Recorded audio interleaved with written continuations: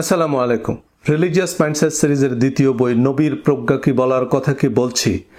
এ বইয়ে হাদিসের সাথে বা নবীদের শিক্ষা ও জীবন আদর্শের সাথে আমাদের ধর্মচর্চার বৈপরীত্য দেখিয়েছি। হাদিস অস্বীকারের ফেতনা অধ্যায়ে দেখিয়েছি কিভাবে নিজেদের মত প্রতিষ্ঠা করতে সহিহ হাদিস অস্বীকার করেন বা সিন্ধুকে তুলে রাখেন মস্ত বড় শাইখুল হাদিসরা। প্রচলিত ধর্মান্ধতা, ধর্মের নামে কোরআন বহির্ভূত অজ্ঞতা, কুসংস্কার নিয়ে কথা বললেই হাদিস মানে না। আহলে কোরআন, মুতাজিলা একটা অদ্ভুত নাম দিয়ে তাদের নানান কল্পকাহিনী শোনানো শুরু করবে, নানান ষড়যন্ত্র তত্ত্ব উদ্ভাবন করবে, কুযুক্তি, কুতর্ক, গালবাজি, গলাবাজি করবে। বাস্তবে হাদিসের নামে সবাই নিজস্ব ধর্মগ্রন্থ বানিয়েছে, আলাদা আলাদা ধর্ম বানিয়েছে। প্রতিটা ইসলামী দল, মত, তরিকা, মাযহাব, মানহাজের আলাদা আলাদা হাদিসের তালিকা আছে।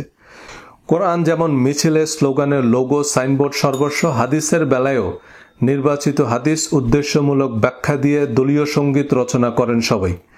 এক দলের হাদিস আরেক দল মানে না। সব দল নিজেদের নির্বাচিত তাফসির ও হাদিস সংকলন থেকে ইসলাম ধর্মের দীক্ষা নেয়। কোরআন নিয়েও বিতর্ক, বিভাজন সম্ভব। কোরআনের একটা আয়াতের বক্তব্য এক একজন এক এক রকম বুঝতে পারে, উদ্দেশ্যমূলক বা অজ্ঞতাবশত ভুল ব্যাখ্যা করতে পারে, কিন্তু তা হাদিসের বেলায়ও প্রযোজ্য। সর্বসম্মতিক্রমে সহিহ হাদিসেরও ভাষা, ব্যাকরণ, ব্যাখ্যা নিয়ে ভিন্ন মত বা মতবিরোধ আছে। হাদিস তো আর নবীজি সাল্লাল্লাহু সাল্লাম বাংলায় বলেননি। হাদিসেরও প্রচুর ব্যাখ্যা গ্রন্থ আছে, পরস্পর বিরোধী সরা আছে, মন গড়া দলীয় ব্যাখ্যা আছে। কিন্তু কোরআনের একটা আয়াত বা শব্দকেও কেউ জাল জয়ীব বলতে পারবে না। হাদিসের বেলায় এ মীমাংসাই তো গত 1500 বছরে করা সম্ভব হয়নি যে কোনটা নবীজি সত্যি সত্যি বলেছেন আর কোনটা নবীজির নামে রটানো মিথ্যাচার। তাই হাদিস, তাফসির, সিরাত, ইতিহাস সবকিছুকেই কোরআনের মানদণ্ডে যাচাই করতে হবে। এই আলোচনা থেকে কোরআনে রাসূলের ইত্তেবা ও আনুগত্যের যে আয়াতগুলো আছে সেগুলোর ব্যাখ্যা হাদিস থেকে জানব, যা মূলত হাদিস শাস্ত্রের মূলনীতি হিসেবে স্বীকৃত। তবে হাদিসে পাল্টাপাল্টি বর্ণনা আছে, তাই বিরোধী দলের হাদিসও বিশ্লেষণ করব। মনোযোগ দিয়ে শেষ পর্যন্ত শুনুন। নবীর প্রজ্ঞা বইয়ের রেফারেন্স সহ বিস্তারিত আলোচনা করেছি। ভিডিও ডেসক্রিপশন এবং প্রথম কমেন্টে বইয়ের লিঙ্ক দেয়া আছে। হাদিস সংগ্রহ, সংকলন, সংরক্ষণ, সত্যায়নের ব্যাপকতা ও জটিল প্রক্রিয়া পদ্ধতি, নানামুখী স্বার্থের দ্বন্দ্ব, ভিন্নমত এবং ঐতিহাসিক বাস্তবতা সম্পর্কে আমার রিলিজিয়াস মাইন্ডসেট বই এবং ভিডিও সিরিজে বিস্তারিত আলোচনা করেছি। হাদিসের নামে জালিয়াতি, কোরআনের সাথে হাদিসের প্রকাশ্য বিরোধ, কোরআনের মূলনীতির সাথে স্পষ্ট বৈপরীত্য থাকার পরও সে হাদিস অস্বীকারকে কুফরি বা শিরচ্ছেদযোগ্য অপরাধ বলা হচ্ছে। বাস্তবে সহিহ হাদিসের কিতাবেই বলা আছে ভিন্ন কথা। যুগে যুগে প্রত্যক্ষ পরোক্ষভাবে অনেকেই হাদিসকে প্রশ্নবিদ্ধ করেছে, সংশয় সৃষ্টি করেছে, প্রত্যাখ্যান করেছে। এ তৎপরতা বন্ধে হাদিস অস্বীকারীদের মুনকারিনে হাদিস, আহলে কোরআন, মুতাজিলা এমন আজগুবি বিশেষণ লাগিয়ে তাদের মুরতাদ বা কাফের হিসেবে শিরোচ্ছেদের ফাতুয়া দিচ্ছেন শাইখুল হাদিসরা। হাদিস অস্বীকারীদের নাম, পরিচয় ও ইতিহাস নিয়ে কিছু গল্পগাথা অনেকেই ইদানিং বলে বেড়াচ্ছেন। তবে এসব ইতিহাসের বেশিরভাগই শুনে শুনে বলা কথা। বাস্তবে নিজেদের মত বা মাযহাবের বিপক্ষের টনটনে সহিহ হাদিস অস্বীকার করে বসে আছেন বড় বড় শাইখুল হাদিসরা। অবিশ্বাস্য মনে হলো সত্যি যে হাদিস অস্বীকারের সংঘবদ্ধ চক্রের নাম আহলে হাদিস আন্দোলন। আহলে হাদিস ও সালাফি আন্দোলনের নেতৃস্থানীয় ও দায়িত্বশীল আলেমদের বক্তব্য অনুযায়ী তারা কেবল কোরআন এবং সহিহ হাদিস মানার পক্ষপাতী। সহিহ না হলেই সেই হাদিস মানা যাবে না, মানলে তা বেদাত, আর সকল বেদাতই জাহান্নামী। বেদাতি ইমামের পিছনে নামাজ হবে না, তাই আলাদা মসজিদ বানাও, আলাদা মাদ্রাসা বানাও, আলাদা আর্মি বানাও, শিরক বেদাতের বিরুদ্ধে যুদ্ধ করো। সহিহ হাদিস ছাড়া মানা যাবে না, এ এক কথায় কিন্তু অসংখ্য হাদিস বাতিল। এ বাতিল তালিকার অনেক হাদিসকেই ইমাম আবু হানিফা, ইমাম শাফি, ইমাম মালিক, ইমাম আহমদ সহিহ বলেছেন। কোনো হাদিসকে জয়ীব বা জাল বলার অর্থ তিনি সে হাদিসকে নবীজির বক্তব্য বলে মানেন না। কিন্তু হাদিস সহিহ হলেই তা কোরআনের মতো ওহী হিসাবে মানতে হবে, আর জয়ীব বা জাল হলে তা মানা শিরক বা বেদাত, এমন কথা কোনো হাদিসের কিতাবেও নাই। এমন কথা কেবল কোরআনের বেলায় প্রযোজ্য। কারণ প্রতিটা ধর্মীয় গোষ্ঠীর সহিহ বা জাল হাদিসের তালিকা আছে। হাদিস সত্যায়নের যে পদ্ধতি, অর্থাৎ হাদিস সহিহ না জাল, তা বিজ্ঞানসম্মত নয়, ইসলাম সম্মত নয়, এমনকি তা হাদিস সম্মতও নয়। নবীর প্রজ্ঞা বইয়ে হাদিস সত্যায়নের অবৈজ্ঞানিক, অবাস্তব, অসম্পূর্ণ, অনইসলামিক পদ্ধতি অধ্যায়ে বিস্তারিত আলোচনা করেছি। অর্থাৎ হাদিস অনুযায়ীও কোরআন বহির্ভূত হাদিস ইসলাম ধর্মের বিধান নয়। এই অধ্যায়ে আমি কয়েকটি সহিহ হাদিস উপস্থাপন করব, যা থেকে পরিষ্কার বুঝবেন যে ইসলামের বিধান একমাত্র কোরআন। এই হাদিসগুলো শুধু সহিহ নয়, এগুলো ল্যান্ডমার্ক হাদিস। বিশেষ গুরুত্বপূর্ণ ঐতিহাসিক ঘটনা ও ব্যক্তির সাথে যুক্ত, যা নিয়ে মিথ্যাচার করা কঠিন। যেমন 16ই ডিসেম্বর, 21শে ফেব্রুয়ারি, ইতিহাসের বিশেষ ইভেন্ট যা মানুষের স্মৃতিতে অমলিন। কিন্তু এমন হাদিস আমরা কখনো শুনিনি, কারণ এই হাদিসগুলো লোহার সিন্ধুকে তুলে রেখেছেন আমাদের শাইখুল হাদিসরা। এই হাদিসগুলো বলার কারণ এই নয় যে এই হাদিসগুলো আমার মতের সাথে মিলে। এই হাদিসগুলো বলছি কারণ এগুলো কোরআনের সাথে মিলে। নবীজি সাল্লাল্লাহু আলাইহি সাল্লামের বিদায় হজের ভাষণে কোরআন এবং সুন্নাহ বা হাদিস অনুসরণের নির্দেশ দিয়েছেন বলে প্রতিষ্ঠিত জনমত আছে। কিন্তু বাংলাদেশ মাদ্রাসা শিক্ষা বোর্ডের অধীনে হাদিসের সর্বোচ্চ ডিগ্রি কামেল বা মাস্টার অফ হাদিসের সিলেবাসভুক্ত 6টি প্রসিদ্ধ হাদিস গ্রন্থ বুখারী, মুসলিম, তিরমিজি, আবু দাউদ, নাসাই, ইবনে মাজা, এমনকি হাদিসের এনসাইক্লোপিডিয়া মুসনাদ আহমদেও এমন কোনো হাদিস নাই। পক্ষান্তরে সিয়াই সিত্তায় 2টি সহিহ হাদিস আছে, যাতে নবীজি সাল্লাল্লাহু আলাইহি সাল্লামের হজের বিস্তারিত বর্ণনা আছে। তাতে সংশ্লিষ্ট অংশে কেবল আল্লাহর কিতাব অনুসরণের কথা বলা আছে। সহিহ মুসলিম হজ অধ্যায় হাদিস নাম্বার 2821। আমি তোমাদের মাঝে এমন এক জিনিস রেখে যাচ্ছি যা দৃঢ়ভাবে আঁকড়ে ধরে থাকলে তোমরা পথভ্রষ্ট হবে না, তা হচ্ছে আল্লাহর কিতাব। সুনান আবু দাউদ হজ অধ্যায় হাদিস নাম্বার 1903। আমি তোমাদের মধ্যে একটি বিশেষ বস্তু রেখে যাচ্ছি, আমার পর যদি তোমরা তা মজবুতভাবে ধারণ করো তবে তোমরা কখনো গোমরা হবে না, আর তা হচ্ছে আল্লাহর কিতাব। ইসলামিক ফাউন্ডেশন থেকে প্রকাশিত মুসলিম ও আবু দাউদ শরীফে বাংলায় লেখা আছে যে নবীজি সাল্লাল্লাহু আলাইহি সাল্লাম তার জীবনের সবচেয়ে গুরুত্বপূর্ণ ভাষণে বলেছেন, কেবল আল্লাহর কিতাব অনুসরণ করলে আমরা পথভ্রষ্ট হব না। কিন্তু আমাদের শোনানো হয় উল্টা কথা। আমার ভিডিও, বই এবং লাইভ ডিবেটে এই হাদিসগুলোর রেফারেন্স দিলেও আমাদের শাইখুল হাদিসরা তা কানেই তোলেননি। লক্ষাধিক সাহাবের উপস্থিতিতে দেয়া নবীজি সাল্লাল্লাহু আলাইহি সাল্লামের ঐতিহাসিক ভাষণ নিয়ে যারা মিথ্যা বলেন বা চোখে আঙ্গুল দিয়ে দেখিয়ে দেওয়ার পরও যারা সত্য গোপন করে, তারা আমাদের 1000 বছর আগের হাদিস বর্ণনাকারীদের সত্যবাদিতার গ্যারান্টি ওয়ারেন্টি দিচ্ছেন। হজের খুতবা দেয়া হয় আরাফাতের দিন। হযরত ওমর রাদিয়াল্লাহু তাআলা আনহু থেকে বর্ণিত বুখারী শরীফের অপর হাদিস সহিহ বুখারী কিতাবুল ঈমান হাদিস নম্বর 43। এই হাদিস অনুযায়ী কোরআনের সমাপনী আয়াত বিদায় হজের ভাষণের দিন নাজিল হয়। খুব সহজেই অনুমান করা যায় সম্পূর্ণ কোরআন নাজিলের সাথে সাথে নবীজি সাল্লাল্লাহু আলাইহি সাল্লাম কেবল কোরআন অনুসরণ করার নির্দেশ দিয়েছেন। সম্পূর্ণ কোরআন নাজিলের আগে সাহাবীদের বিভিন্ন প্রশ্নের জবাবে যেসব সাময়িক সমাধান দিয়েছেন তা সংগ্রহ সংরক্ষণের কোনো নির্দেশ নবীজি সাল্লাল্লাহু আলাইহি সাল্লাম দেননি। খোলাফায়ে রাশিদিন কোরআনের বাইরে আর কোনো কিছুকে পরবর্তী প্রজন্মের জন্য প্রয়োজনীয় মনে করেননি। বিদায় হজ থেকে ফেরার পথে গাদিরে খুমের ভাষণে নবীজি সাল্লাল্লাহু আলাইহি সাল্লাম কোরআন ও আহলে বাইতকে অনুসরণের নির্দেশ দিয়েছেন বলে সহিহ বর্ণনা আছে। কিন্তু এই হাদিসগুলো মানা তো দূরের কথা, আহলে হাদিসের কোনো আলেমের সামনে আহলে বাইত গাদিরে খুমের হাদিস বললে শিয়া পাক পাঞ্জাতন কোটায় ফতোয়া জারি করবে। খোলাফায়ে রাশিদিনের সময়কাল পর্যন্ত আল্লাহর কিতাব ছাড়া আর কোনো কিছু বিশেষভাবে সংরক্ষিত ছিল না। সহিহ বুখারী কিতাবুল ইলম হাদিস নম্বর 112। আবু যুহাইফা রাদিয়াল্লাহু তাআলা আনহু হযরত আলী রাদিয়াল্লাহু তাআলা আনহুকে জিজ্ঞেস করলেন, আপনাদের কাছে কি লিখিত কিছু আছে? তিনি বললেন, না, কেবলমাত্র আল্লাহর কিতাব আছে, আর সেই বুদ্ধি ও বিবেক যা একজন মুসলিমকে দান করা হয়। তাহলে হযরত আলী রাদিয়াল্লাহু তাআলা আনহুর নিকট কেবলমাত্র আল্লাহর কিতাব ছিল আর বুদ্ধি বিবেক ছিল, অর্থাৎ আল্লাহর কিতাব লিখিত বা সুসংরক্ষিত ছিল। কিন্তু আর কোনো কিছুকে ধর্মের বিধান হিসাবে অপরিহার্য মনে করলে খোলাফায়ে রাশিদিন তা নির্ভুলভাবে সংগ্রহ সংরক্ষণের উদ্যোগ নিতেন। এই হাদিসের শেষাংশে বলা হয়েছে যে হযরত আলী রাদিয়াল্লাহু তাআলা আনহুর নিকট একটি সহিফা বা চিরকুট ছিল, যাতে কোরআনের সাথে সাংঘর্ষিক একটি বিধান ছিল যে কোনো মুসলিম অমুসলিমকে হত্যা করলে তার বিচার হবে না। এর ভিত্তিতে বলা হয় হযরত আলী রাদিয়াল্লাহু তাআলা আনহু হাদিস লিখতেন। সুতরাং হাদিস কোরআনের মতোই মানতে হবে। হযরত আলী রাদিয়াল্লাহু তাআলা আনহু হাদিস লিখলে বুখারী বা মুসলিমের কি দরকার? হযরত আলীর চেয়ে হযরত আবু হুরায়রা, আবু সাইদ খুদরি বিশ্বস্ত বা বেশি হাদিস জানতেন? সহিহ আলী শরীফ কোন মাদ্রাসায় পড়ায়? দেওবন্দে না হাটহাজারিতে? সে হাদিস গ্রন্থ কোথায় আছে? এই হাদিসে আলোচ্য কাগজে উল্লেখিত বিধান কোরআনের উল্টা বিচার। কোরআনের বিধান হচ্ছে হত্যাকারীর শাস্তি মৃত্যুদণ্ড। কোরআন মুসলিম অমুসলিম বলেনি। অমুসলিম হত্যার বিচার না হলে অমুসলিমরা কিভাবে মুসলিম বিশ্বে বসবাস করবে? অমুসলিম বাদ দেন, এক মানহাজ ও মাযহাবের দৃষ্টিতে অপর মাযহাবের বড় বড় মুহাদ্দিস মুফাসসির সবাই কাফের।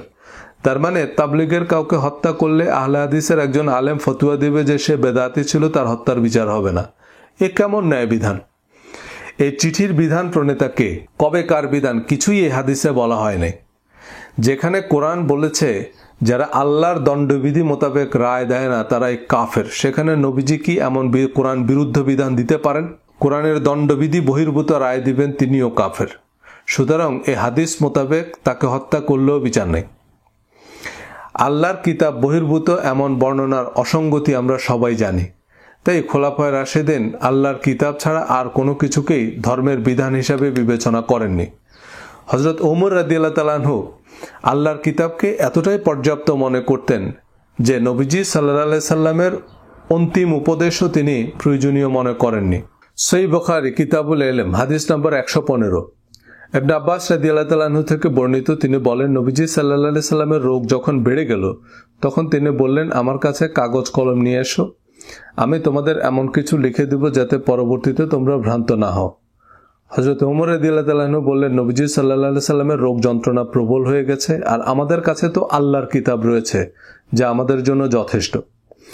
অর্ধেক পৃথিবীতে ইসলাম প্রতিষ্ঠা করেছেন খলিফা ওমরের কাছে আল্লাহর কিতাবই যথেষ্ট ছিল। কিন্তু ইবনে আসাকিরের 80 খণ্ডের তারিখে মদিনাতুদ দামেস্ক, ইমাম আহমদের হাদিসের এনসাইক্লোপিডিয়া আর বাদশাহ আলমগীরের ফতোয়াপিডিয়া ছাড়া আমাদের ইসলামের কিচ্ছু থাকে না।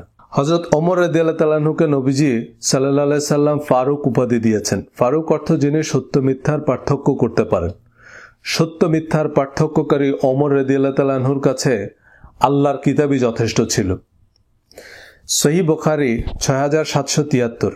নবীজি সাল্লাল্লাহু আলাইহি সাল্লামের ইন্তেকালের দ্বিতীয় দিনে ইসলামের প্রথম খলিফা হযরত আবু বকর রাদিয়াল্লাহু তাআলা আনহুর অভিষেক অনুষ্ঠানে দেয়া উদ্বোধনী ভাষণে হযরত ওমর রাদিয়াল্লাহু তাআলা আনহু বলেন, এই সে কিতাব যার মাধ্যমে আল্লাহ তোমাদের রাসূল সাল্লাল্লাহু আলাইহি সাল্লামকে হেদায়েত করেছেন।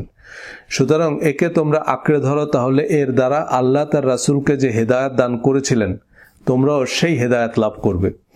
সুতরাং রাসূল সাল্লাল্লাহু আলাইহি সাল্লামের কোরআনের নিরবিচ্ছিন্ন অনুসারী ছিলেন এবং আমরা যদি কোরআন অনুসরণ করি তবে আমরাও একই পথ প্রাপ্ত হব। ইমাম বুখারী সংকলিত আদাবুল মুফরাদের 308 নম্বর হাদিস। হযরত আয়েশা রাদিয়াল্লাহু তাআলা আনহাকে জিজ্ঞেস করা হয়, রাসূল সাল্লাল্লাহু আলাইহি সাল্লামের চরিত্র কেমন ছিল? তিনি বললেন, হিজ ক্যারেক্টার ওয়াজ দ্য কোরআন। তার চরিত্র ছিল কোরআন। রাসূল সাল্লাল্লাহু আলাইহি সাল্লাম কোরআনের নিরবিচ্ছিন্ন অনুসারী ছিলেন। কোরআনে কোনো স্পষ্ট নির্দেশ দেয়া না থাকলে তিনি আহলে কিতাব এবং মুশরিকদের অনুকরণে তা করতেন, অর্থাৎ প্রচলিত নিয়মে করতেন। কিন্তু আহলে কিতাব ও মুশরিকদের রীতিকেই আমরা নবীর সুন্নাহ নাম দিয়ে ইসলাম ধর্ম বানিয়েছি। সহিহ বুখারী পোশাক অধ্যায় হাদিস 5492। নবীজি সাল্লাল্লাহু আলাইহি সাল্লাম সেসব ব্যাপারে আহলে কিতাবের সামঞ্জস্য রক্ষা করে চলা পছন্দ করতেন যেসব ব্যাপারে তাকে কোরআনে কোনো সুস্পষ্ট নির্দেশ দেওয়া হয়নি। আর আহলে কিতাবরা তাদের চুল ঝুলিয়ে রাখত এবং মুশরিকরা তাদের মাথার চুল সিঁথি কেটে রাখত। নবী সাল্লাল্লাহু আলাইহি সাল্লাম তার চুল ঝুলিয়েও রাখতেন এবং সিঁথিও কাটতেন। সহিহ বুখারীর হাদিস থেকে পরিষ্কার যে কোরআনে সরাসরি আদেশ বা নিষেধ না থাকায় নবীজি সাল্লাল্লাহু আলাইহি সাল্লাম সে সময়ের প্রচলিত পোশাক আশাক রীতিনীতি অনুসরণ করতেন। নবীজি সাল্লাল্লাহু আলাইহি সাল্লাম দাড়ি রাখতেন, তাই দাড়ি রাখা নবীর সুন্নাহ হিসাবে মানি। কিন্তু একাধিক সহিহ হাদিস মোতাবেক নবীজি সাল্লাল্লাহু আলাইহি সাল্লাম চুল ঝুলিয়ে রাখতেন এবং সিঁথিও কাটতেন। সিঁথি কাটতেন মানে তার সিঁথি দেখা যেত, অর্থাৎ তিনি বেশিরভাগ সময় টুপি পাগড়ি পরতেন না। দাড়ি না রাখলে কাফের ফতোয়া দেয়া আপোষহীন শাইখুল হাদিসরাও চুল ঝুলিয়ে রাখেন না, বরং বেশিরভাগ মাদ্রাসায় লম্বা চুল রাখাকে অপরাধ হিসাবে দেখা হয়। আমাদের সময়েও মাদ্রাসায় কোনো ছাত্র লম্বা চুল রাখলে তার চুল কেটে দিত। কল্পনা করুন, কোনো কলেজে কারো দাড়ি কেটে দিলে মাদ্রাসার ছাত্ররা সারা দেশ কুরুক্ষেত্র বানিয়ে ফেলবে। অথচ দাড়ির মতো নবীর লম্বা চুলও ছিল, তা বেশিরভাগ মাদ্রাসার হেড মুহাদ্দিসরাও জানে না। সুন্নতি পোশাকের নামে আমাদের হুজুররা যা পরেন, বুখারী শরীফের পোশাক অধ্যায়ের বর্ণনা অনুযায়ী এসব পোশাকের সাথে নবীজি সাল্লাল্লাহু আলাইহি সাল্লাম ও সাহাবীদের পোশাকের সামান্যতম সম্পর্কও নাই। হাদিসের লেবাস বনাম ইসলামী পোশাক অধ্যায়ে বিস্তারিত রেফারেন্স সহ আলোচনা করেছি। চুল দাড়ি পোশাক আশাক নবীর প্রজ্ঞা নয়। চুল দাড়ি পোশাক পরিচ্ছদ নবীজি সাল্লাল্লাহু আলাইহি সাল্লাম ইহুদি খ্রিস্টান ও মুশরিকদের অনুকরণে রাখতেন। অর্থাৎ কোরআনের সরাসরি নির্দেশনা না থাকলে তিনি সমাজে গ্রহণযোগ্য বা প্রচলিত রীতি অনুসরণ করতেন। কিন্তু আমরা 1001টা প্রশ্ন করে পুরো পৃথিবীকে বসবাসের অযোগ্য করে তুলছি। ধুতি হিন্দুদের পোশাক, টাই খ্রিস্টানরা পরে, এটা মুশরিকদের দেশ, ওইটা ইহুদিরা খায় ইত্যাদি অজুহাতে সবকিছুকেই হারাম করছি। কিন্তু নবীজি সাল্লাল্লাহু আলাইহি সাল্লাম অপ্রয়োজনীয় প্রশ্ন করে হালালকে হারাম করাকে সবচেয়ে বড় অপরাধ বলেছেন। সহিহ বুখারী হাদিস 6791, নবীজি সাল্লাল্লাহু আলাইহি সাল্লাম বলেছেন, মুসলিমদের মধ্যে সবচেয়ে বড় অপরাধী সেই ব্যক্তি যে এমন বিষয়ে প্রশ্ন করে যা পূর্বে হারাম ছিল না, কিন্তু তার প্রশ্নের কারণে তা হারাম হয়ে গেছে। অপ্রয়োজনীয় প্রশ্ন করে হালালকে হারাম বানানো প্রশ্নকর্তাকে নবীজি সাল্লাল্লাহু আলাইহি সাল্লাম মুসলিমদের মধ্যে সবচেয়ে বড় অপরাধী বলেছেন। কিন্তু আমাদের ফুকাহায়ে কেরাম প্রশ্নের দোকান নিয়ে বসেন। কোরআনে নাই, হাদিসে নাই, প্রসিদ্ধ ফিকর কিতাবেও নাই, কিন্তু তারা হারাম করছেন। কিন্তু আল্লাহর কিতাবে হারাম বলা হয়নি এমন কোনো কিছুকে রাসূল সাল্লাল্লাহু আলাইহি সাল্লাম হারাম বলেননি। উসুলুল কাফির হাদিস, নবীজি সাল্লাল্লাহু আলাইহি সাল্লাম একবার মিনায় একটি ভাষণে বলেছেন, হে মানুষরা, তোমরা যদি আমার সম্পর্কে এমন কিছু শুনো যা আল্লাহর কিতাবের সাথে সম্মত, তবে তা আমি বলেছি। আর যদি এমন কিছু শুনো যা আল্লাহর কিতাবের সাথে সাংঘর্ষিক, তাহলে তা আমি কখনোই বলিনি। উসুলুল কাফির কোন হাদিস আমাদের সালাফি সুন্নি আলেমরা মানেও না, জানেও না, কারণ এটা শিয়াদের বুখারী শরীফ। আমাদের দেশে শিয়ারা সংখ্যায় খুব কম, ব্যক্তিগত নিরাপত্তার ভয়ে তারা নিজেদের পরিচয় দেয় না। শিয়াদের সম্পর্কে আমরা যা শুনি তা আমাদের হুজুরদের বানানো গল্প। শিয়ারাও আমাদের সুন্নিদের নিয়ে এমন মিথ্যা গল্প বানিয়ে আমাদের কাফের বলছে। ভিন্ন মতাবলম্বীদের নিয়ে মিথ্যা গল্প বানানো এবং কাফের ট্যাগ লাগানো একটা জনপ্রিয় ট্রেন্ড। শিয়াদের কথায় যেমন আমরা কাফের হব না, আমাদের কথায়ও তারা কাফের হবে না। বেহেশতে যাওয়াটা কারো দল বা মাযহাবের উপরে নির্ভর করে না, এটা ব্যক্তির বিশ্বাস ও কৃতকর্মের উপরে নির্ভর করে। উসুলুল কাফি আমাদের সুন্নিদের হাদিস গ্রন্থের মতোই একটা হাদিস গ্রন্থ। তবে গ্রন্থ প্রণেতা অনেক রাবির হাদিস গ্রহণ করেননি। কিন্তু এই কথাটা তো ইমাম বুখারীর বেলাতেও প্রযোজ্য। ইমাম বুখারী আবু হুরায়রা রাদিয়াল্লাহু তাআলা আনহু থেকে বর্ণিত হাজার হাজার হাদিসের মধ্যে ৮০ হাদিসই গ্রহণ করেননি। ইমাম বুখারী গ্রহণ করেছেন তার অর্ধেকেরও বেশি ইমাম মুসলিম গ্রহণ করেননি। তিনি হযরত আবু হুরায়রা রাদিয়াল্লাহু তাআলা আনহু থেকে বর্ণিত মাত্র ৩৯১টি হাদিস গ্রহণ করেছেন। শিয়াদের কাফের বলে দিলাম, সুতরাং তাদের হাদিস আর মানতে হচ্ছে না বা মানা যাচ্ছে না। কিন্তু শিয়াদের সাথে আমাদের মূল বিরোধ যে হাদিসগুলো নিয়ে, সে আহলে বাইত ও গাদিরে খুমের হাদিস আমাদের বুখারী মুসলিমের মতো অবিসংবাদিত সহিহ হাদিসের কিতাবেই আছে। কিন্তু সেসব হাদিস না মানলে কাফের হব না? এই হাদিসগুলো আমাদের সালাফি আলেমদের সামনে বললে তাদের চেহারা বদলে যাবে। আল্লাহর কিতাবের সাথে সঙ্গতিহীন কোনো কথা নবীজি সাল্লাল্লাহু আলাইহি সাল্লাম বলেছেন, এটা কোনো মুসলমান নীতিগতভাবে বিশ্বাস করতে পারে না। নবীজি সাল্লাল্লাহু আলাইহি সাল্লাম সম্পর্কে এমন অপবাদ দেয়া তার রিসালাতকে প্রশ্নবিদ্ধ করার সমান। আল্লাহর কিতাবের সাথে সঙ্গতিহীন হাদিস যেই বর্ণনা করুক আর যে শরীফেই থাক, তা নবীজি সাল্লাল্লাহু আলাইহি সাল্লামের হাদিস নয়, আমার কথা নয়, বুখারী শরীফের হাদিস। হযরত ওমর রাদিয়াল্লাহু তাআলা আনহু মৃত্যুসজ্জায় যে হাদিস বর্ণনা করেছেন, সে হাদিস হযরত আয়েশা রাদিয়াল্লাহু তাআলা আনহা বাতিল করে দিলেন, কারণ তা আল্লাহর কিতাবের সাথে সঙ্গতিহীন। সহিহ বুখারী জানাজা অধ্যায় হাদিস 1211, হযরত ওমর রাদিয়াল্লাহু তাআলা আনহুর ইন্তেকালের দিনের কথা। মুসলিম জাহানের খলিফাকে ছুরিকাঘাত করা হয়েছে, লোকজন দৌড়ে আসলো। হযরত শুআয়ব রাদিয়াল্লাহু তাআলা আনহু এসে হাউমাউ করে কান্না শুরু করে দিলেন। হযরত ওমর রাদিয়াল্লাহু তাআলা আনহু বললেন, শুআয়ব, তুমি কি জানো না যে নবী সাল্লাল্লাহু আলাইহি সাল্লাম বলেছেন, জীবিতদের কান্নার কারণে অবশ্যই মৃতদের আযাব দেওয়া হয়। হযরত ওমর রাদিয়াল্লাহু তাআলা আনহুর দাফন শেষে আব্বাস রাদিয়াল্লাহু তাআলা আনহু উপস্থিত সাহাবীদের সামনে হযরত আয়েশা রাদিয়াল্লাহু তাআলা আনহাকে বললেন যে রাসূল সাল্লাল্লাহু আলাইহি সাল্লাম এ কথা বলেননি যে আল্লাহ ঈমানদার মৃত ব্যক্তিকে তার পরিজনের কান্নার কারণে আযাব দিবেন। উত্তরে হযরত আয়েশা রাদিয়াল্লাহু তাআলা আনহা বলেন, আল্লাহর কোরআনই তোমাদের জন্য যথেষ্ট। আর আল্লাহর কোরআনেই বলা আছে, সূরা ইসরা আয়াত 15, ওয়ালা তাজিরু ওয়াজিরাতুন ওয়িজরা উখরা, no soul burdened with sin will bear the burden of another. কোন ব্যক্তি অপরের পাপের বোঝা বহন করবে না, অর্থাৎ একজনের কৃতকর্মের ফল আরেকজন ভোগ করবে না। এ কথার উদ্দেশ্য হচ্ছে যে পরিজনের কান্নার কারণে মৃত ব্যক্তিকে কোনো শাস্তি দেওয়া হবে না। মৃত ব্যক্তির কি দোষ, সে তো মরেই গেল। অর্থাৎ জীবিতদের কান্নার কারণে মৃতদের শাস্তি দেওয়া হবে না। তাহলে হযরত ওমর রাদিয়াল্লাহু তাআলা আনহু তার মৃত্যুসজ্জায় যে হাদিস বর্ণনা করেছেন, হযরত আয়েশা রাদিয়াল্লাহু তাআলা আনহা তা বাতিল করে দিলেন, কারণ তা আল্লাহর কিতাবের সাথে সাংঘর্ষিক। বড় বড় মুহাদ্দিসরা ফতোয়া দেয় একজন মহিলা পর্দা না করলে তার পিতা, ভাই, স্বামী, বড় ছেলে দোজখে যাবে। এসব শুধু কোরআন বিরুদ্ধ নয়, হাদিস বিরোধী মাসালা। মহিলাদের হেজাব, নেকাব বা আপাদমস্তক ঢেকে রাখার বাধ্যবাধকতা হাদিসেও নেই। হিজাব বা নেকাব না পড়লে দুনিয়া বা আখেরাতে শাস্তির বিধান হাদিসেও নেই। এগুলো হিন্দু বা ইহুদি ধর্মের মেয়াদ উত্তীর্ণ ফতোয়ার কিতাবে আছে। আল্লাহর কিতাবে নাই এমন কোন শর্ত হাদিস তাফসিরের ভিত্তিতে প্রণয়ন করা যাবে না। সহিহ বুখারী সালাত অধ্যায় হাদিস 442। রাসূল সাল্লাল্লাহু আলাইহি সাল্লাম মিম্বরে আরোহণ করে বললেন, লোকেদের কি হলো, তারা এমন সব শর্ত আরোপ করে যা আল্লাহর কিতাবে নেই। কেউ যদি এমন শর্ত আরোপ করে যা আল্লাহর কিতাবে নেই, তার সে শর্তের কোনো মূল্য নেই। এমনকি এরূপ শর্ত 100 বার আরোপ করলেও আল্লাহর কিতাবে না থাকলে সে শর্তের কোনো মূল্য নাই। এটা বুখারী শরীফের সহিহ হাদিস। কিন্তু আল্লাহর কিতাব বহির্ভূত শর্ত আরোপের জন্যই তো কার্যত আমাদের হাদিস তাফসির দরকার হয়। যেসব বিষয়ে কোরআনে স্পষ্ট নির্দেশনা আছে তা নিয়ে তো বিরোধের খুব একটা সুযোগ নেই, কিন্তু যেসব শর্ত কোরআনে নাই তা নিয়ে কিয়ামত পর্যন্ত লড়াই অব্যাহত রাখা যাবে। এক দল বলবে দাঁত, আরেক দল বলবে বেদাত। এসব উদ্ভট ঝগড়া কিন্তু আমরা হাদিসের নির্দেশনা অনুযায়ী করি ইবলিস শয়তানের নির্দেশনা অনুযায়ী।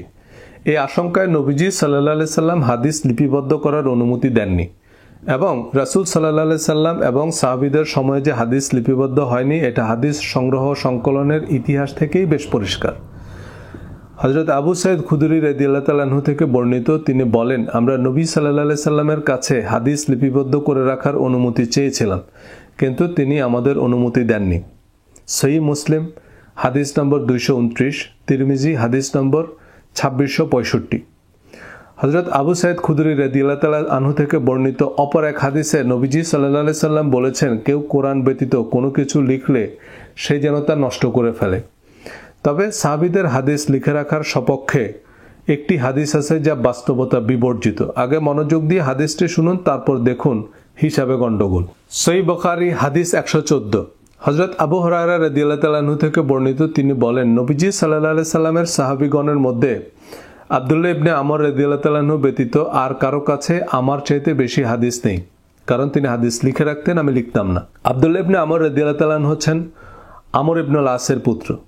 উল্লেখিত হাদিস মোতাবেক আব্দুল্লাহ ইবনে আমর ইবনুল আসের নিকট আবু হুরায়রা রাদিয়াল্লাহু তাআলা আনহুর চেয়ে বেশি হাদিস ছিল এবং সে হাদিসগুলো লিখিত ছিল, আর আবু হুরায়রা রাদিয়াল্লাহু তাআলা আনহু হাদিস লিখতেন না। এই হাদিস ইমাম বুখারী গ্রহণ করেছেন, অর্থাৎ তিনি জানতেন এবং সত্য বলে মানতেন যে আব্দুল্লাহ ইবনে আমর রাদিয়াল্লাহু তাআলা আনহুর কাছে আবু হুরায়রা রাদিয়াল্লাহু তাআলা আনহুর চেয়ে বেশি হাদিস আছে। হযরত আবু হুরায়রা রাদিয়াল্লাহু তাআলা আনহু 5000-এরও বেশি হাদিস বর্ণনা করেছেন। তো সূত্র মোতাবেক আব্দুল্লাহ ইবনে আমরের কাছে অন্তত 6000-এর মতো হাদিস লিখিত ছিল। আব্দুল্লাহ ইবনে আমর রাদিয়াল্লাহু তাআলা আনহু সরাসরি নবীজি সাল্লাল্লাহু আলাইহি সাল্লামের কাছ থেকে শুনে শুনে হাদিস লিখতেন, কিন্তু সে সহিহ আব্দুল্লাহ ইবনে আমর শরীফ কোথায়? বুখারী শরীফে হযরত আবু হুরায়রা রাদিয়াল্লাহু তাআলা আনহু থেকে বর্ণিত হাদিস 1000-এর বেশি। সূত্র মোতাবেক আব্দুল্লাহ ইবনে আমর রাদিয়াল্লাহু তাআলা আনহু বর্ণিত হাদিস আরও বেশি হওয়ার কথা, কারণ আবু হুরায়রা রাদিয়াল্লাহু তাআলা আনহুর ভাষ্য মতেই আব্দুল্লাহ ইবনে আমর তার চেয়ে বেশি হাদিস জানতেন।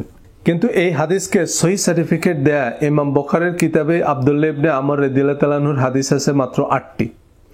ইমাম মুসলিম আব্দুল্লাহ ইবনে আমরের মাত্র 20টি হাদিস গ্রহণ করেছেন, অর্থাৎ আব্দুল্লাহ ইবনে আমর রাদিয়াল্লাহু তাআলা আনহুর 12টি হাদিস নিয়ে ইমাম বুখারী এবং ইমাম মুসলিমের ইখতিলাফ আছে। আব্দুল্লাহ ইবনে আমর রাদিয়াল্লাহু তাআলা আনহু যে সহিফা আজগুবিস্তানের কেন্দ্রীয় লাইব্রেরিতে সংরক্ষিত আছে তাতে 700 হাদিস আছে বলে আজগুবিস্তান সংবাদদাতা উইকিপিডিয়ার বরাতে জানিয়েছেন, কিন্তু সে 700 হাদিস সিয়াই সিত্তার কিতাবে স্থান পায়নি কেন? অথচ তার চাইতেও কম হাদিস জানা এবং লিখে না রাখা আবু হুরায়রা রাদিয়াল্লাহু তাআলা আনহুর হাদিস আছে 5000-এরও বেশি। তাহলে হযরত আবু হুরায়রার সহিহ বর্ণনা অনুযায়ী তার থেকে বেশি হাদিস জানা, হাদিস লিখে রাখা আব্দুল্লাহ ইবনে আমর রাদিয়াল্লাহু তাআলা আনহুর হাদিসগুলো কিভাবে জানব? সাহাবীদের সময়ে কিছু হাদিস লিখে রাখা হয়েছে, এর অর্থ হাদিস জীবন বিধান। পৃথিবীর সব মানুষেরই কিছু কথা, কাজ তার আপনজনের স্মৃতিচারণে থাকে। বিশিষ্ট ব্যক্তিবর্গের জীবন ও কর্মের বর্ণনা, বিবরণ লিখিত অলিখিতভাবে সংরক্ষিত থাকে। নবীজি সাল্লাল্লাহু আলাইহি সাল্লামের মতো মহামানবের জীবন ও কর্মের বর্ণনা তার একনিষ্ঠ সাহাবীদের বর্ণনায় থাকবে, এটা স্বাভাবিক। কিন্তু তা যে কোরআনের মতো জীবন বিধান হিসাবে সংরক্ষিত হয়নি তা হাদিসের প্রধান গ্রন্থগুলো থেকে বেশ পরিষ্কার। রাজনৈতিক অর্থনৈতিক স্বার্থে মানুষ ইতিহাস বিকৃত করে, ধর্মের উদ্দেশ্যমূলক ব্যাখ্যা দেয়। আমাদের জাতীয় রাজনীতিতে মুক্তিযুদ্ধের গুরুত্বপূর্ণ ভূমিকা আছে, তাই মুক্তিযুদ্ধের ইতিহাস বিকৃতির উল্লেখযোগ্য প্রচেষ্টাও আছে। হাদিস সংকলনের সময়কালে ইসলাম ছিল বৈশ্বিক পরাশক্তি। ক্ষমতার দ্বন্দ্বে লক্ষ লক্ষ মুসলমানকে হত্যা করা হয় যে যুগে, সে যুগে হাদিস অবিকৃত থাকবে? আরেকটি হাদিসকে কোরআনের বিপরীতে শরীয়তের বিধান হিসাবে, হাদিস পালনের দলিল হিসাবে উপস্থাপন করা হয়। আব্দুল্লাহ ইবনে মাসউদ রাদিয়াল্লাহু তাআলা আনহু হতে বর্ণিত, তিনি বলেন, আল্লাহর অভিশাপ সেই সব নারীদের উপর যারা শরীরে উল্কি অঙ্কন করে, যারা ভ্রু ছেঁচে শুরু করে, সৌন্দর্য বৃদ্ধি কল্পে যারা আল্লাহর সৃষ্টির মধ্যে পরিবর্তন আনে।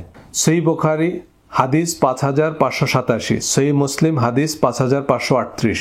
হযরত উম্মুল আলা রাদিয়াল্লাহু তাআলা আনহু ইবনে মাসউদ রাদিয়াল্লাহু তাআলা আনহুর এই কথার প্রতিবাদ করে বলেন যে আল্লাহর কিতাবে তো এমন কোনো কথা নাই। ইবনে মাসউদ রাদিয়াল্লাহু তাআলা আনহু তখন বলেন, আমি কি তাকে অভিসম্পাত করব না যাকে আল্লাহ রাসূল সাল্লাল্লাহু আলাইহি সাল্লাম অভিসম্পাত করেছেন? আর আল্লাহর কিতাবে আছে, রাসূল যা দিয়েছেন তা গ্রহণ করো, আর যা থেকে নিষেধ করেছেন তা থেকে বিরত থাকো। এটা সূরা হাশরের 7 নম্বর আয়াত। চলুন এই হাদিস আমরা একটু বোঝার চেষ্টা করি।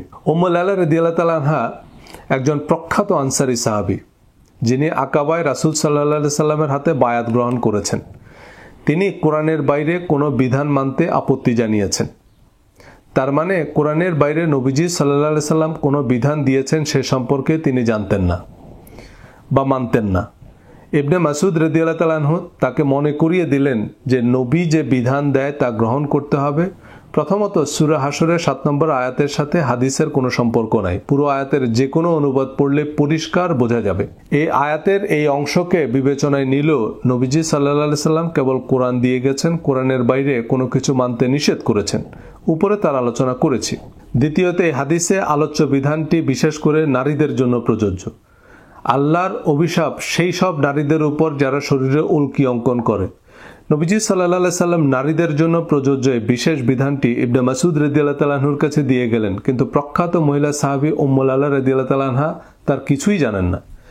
কিয়ামত পর্যন্ত সকল উম্মতের জন্য প্রযোজ্য একটা বিধান কিভাবে একজন সাহাবী জানেন, কিন্তু যার জন্য প্রযোজ্য সে মহিলা সাহাবী জানেন না? এটা কেমন রেসালাত? রেসালাত হচ্ছে আল্লাহর বিধান যথাযথভাবে পৌঁছে দেয়া, এবং তার বাস্তব উদাহরণ হচ্ছে কোরআন। শব্দ বাক্য অবিকৃতভাবে তিনি তা পৌঁছে দিয়েছেন।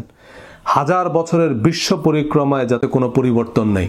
বাংলাদেশ আহলে হাদিস আন্দোলনের প্রতিষ্ঠাতা ডক্টর আসাদুল্লাহ আল গালিব হাদিসের প্রমাণিকতা বইয়ে একটি হাদিস উল্লেখ করেছেন। হযরত রাফে রাদিয়াল্লাহু তাআলা আনহু থেকে বর্ণিত, রাসূল সাল্লাল্লাহু আলাইহি সাল্লাম বলেছেন, আমি যেন তোমাদের এরূপ না দেখি যে তার কাছে আমার কোনো আদেশ বা নিষেধ পৌঁছালে সে বলবে যে আমি এসবের কিছুই জানি না, যা আল্লাহর কিতাবে পাবো তারই আমরা অনুসরণ করব। এই হাদিস শায়খ আলবানী এবং আহলে হাদিসের শায়খরা সহিহ বলেছেন, তবে বুখারী মুসলিমের মতো অবিসংবাদিত সহিহ হাদিসের কিতাবে নাই। এই হাদিসের ব্যাখ্যায় তিনি বলেছেন যে মুসলমানদের মধ্যে একদল হাদিসকে অগ্রাহ্য করবে, কেবল কোরআন অনুসরণ করবে। ওইসব লোকেরা হবে বিলাসী ও দুনিয়াদার। কিন্তু সহিহ বুখারীর হাদিস অনুযায়ী হযরত ওমর রাদিয়াল্লাহু তাআলা আনহু, হযরত আলী রাদিয়াল্লাহু তাআলা আনহু, হযরত আয়েশা রাদিয়াল্লাহু তাআলা আনহা আল্লাহর কিতাবকে যথেষ্ট মনে করতেন। শুধু মনে করা নয়, প্রধান সাহাবীরা উল্লেখযোগ্য পরিমাণ হাদিস বর্ণনাও করেননি। সিয়াহ সিত্তায় হযরত ওসমান রাদিয়াল্লাহু তাআলা আনহু থেকে বর্ণিত হাদিস হাতে গোনা যাবে। হাদিসের প্রামাণিকতার প্রণেতারা এর ব্যাখ্যা হিসাবে বলেছেন যে নবীজি সাল্লাল্লাহু আলাইহি সাল্লামের নামে মিথ্যাচারের পরিণতির ভয়ে হযরত ওসমান রাদিয়াল্লাহু তাআলা আনহু হাদিস বর্ণনা করেননি। এই বক্তব্যকে সত্য হিসেবে বিবেচনা করলে নবীজির অন্যতম প্রধান সহচর হযরত ওসমান রাদিয়াল্লাহু তাআলা আনহু 23 বছর নবীজির সান্নিধ্যে থেকেও কোনো শব্দ বাক্য ভুল হতে পারে এই আশঙ্কায় নবীজি সাল্লাল্লাহু আলাইহি সাল্লামের হাদিস বর্ণনার স্পর্ধা দেখাননি। কিন্তু আমরা 1500 বছর পর বসে হাদিসের গ্যারান্টি ওয়ারেন্টি দিচ্ছি কোন সাহসে? তবে হাদিসের কিতাবেও নবীজির প্রজ্ঞা ও দূরদর্শিতার বিবরণ আছে। হাদিসের প্রয়োজনও আছে। সিরাত, ইতিহাস, ভাষা, সাহিত্য সবকিছুরই প্রয়োজন আছে, কিন্তু এর কোনো কিছুই অকাট্য, চিরন্তন বা ধর্মের বিধান নয়। কোরআন বহির্ভূত কোনো সাহিত্যকে পাইকারি হারে কেউ গ্রহণ বা বর্জন করেনি। হাদিস মানে না, মাযহাব মানে না, পীর মানে না ইত্যাদি শুধুই ট্যাগ বা লেভেল। বাস্তবে মানা না মানার সীমানা আমরা আমাদের রিলিজিয়াস মাইন্ডসেট অনুযায়ী ঠিক করি। আহলে হাদিস, হানাফি, সুন্নি, সুফি তরিকার প্রত্যেকের আলাদা আলাদা হাদিস। কেউ কারো হাদিস মানে না। সহিহ আব্বাসী শরীফের বেশিরভাগ হাদিস ডক্টর আব্দুল্লাহ জাহাঙ্গীর জাল কিচ্ছা হিসাবে ব্ল্যাকলিস্ট করেছেন। আহলে হাদিসের আলেমরা সেসব হাদিস মানাকে মূর্তি পূজার মতোই শিরক মনে করেন। মূলধারার মাদানী, আজহারি, দেওবন্দি, শাইখুল হাদিসদের বেশিরভাগ হাদিসের বিরুদ্ধে জিহাদ ঘোষণা করেছে আহলে হাদিসরা। ভাষা, ব্যাকরণ, ব্যাখ্যা, বিশ্লেষণ পরে। এটা হাদিস না হাওয়াই মিঠাই, এ নিয়ে বিতর্কের দুই পক্ষেই হাজার হাজার মাদানী, আজহারি, শাইখুল হাদিস। তো আমরা কার খালু? আর শুধু হাদিস মানলেই হবে? মূলধারার ধর্মীয় শিক্ষাক্রম অনুযায়ী শরীয়তের উৎস 4টি: কোরআন, হাদিস, ইজমা, কিয়াস। এই ইজমা কিয়াস মানে আলেমদের ফতোয়া বা মত, যা মজহাব নামে পরিচিত। হাদিস মানা, মজহাব মানার কুতর্ক ভিডিওতে আলোচনা করব এই মজহাব মানা না মানার এপিট ওপিট নিয়ে। সবাই ভালো থাকবেন, ধন্যবাদ, আসসালামু আলাইকুম।